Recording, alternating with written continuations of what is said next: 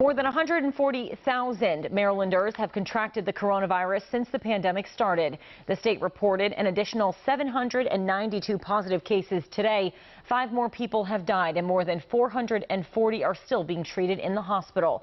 For the second straight day, more than 83,000 new coronavirus cases have been reported in America. That brings the total to more than 8.6 million confirmed infections.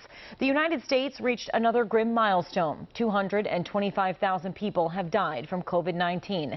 Experts are warning things will likely get worse in the coming weeks. Lilia Luciano reports for WJZ.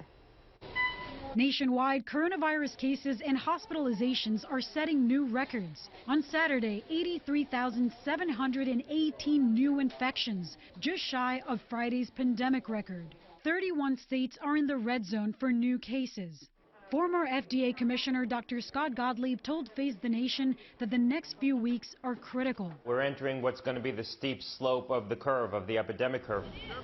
North and South Dakota rank first and second in per capita infections, and the risky fall travel season is here. Delta is taking safety guidelines very seriously. It's added nearly 500 people to its no-fly list for refusing to mask up on flights, according to an internal memo obtained by CBS News. The surge isn't stopping 109-year-old Earlene Hart Andrews of Texas from casting her ballot. She was born before women even had the right to vote and has marked a presidential ballot nearly 24 times. We think one little vote might not make a difference, but it makes a lot of difference.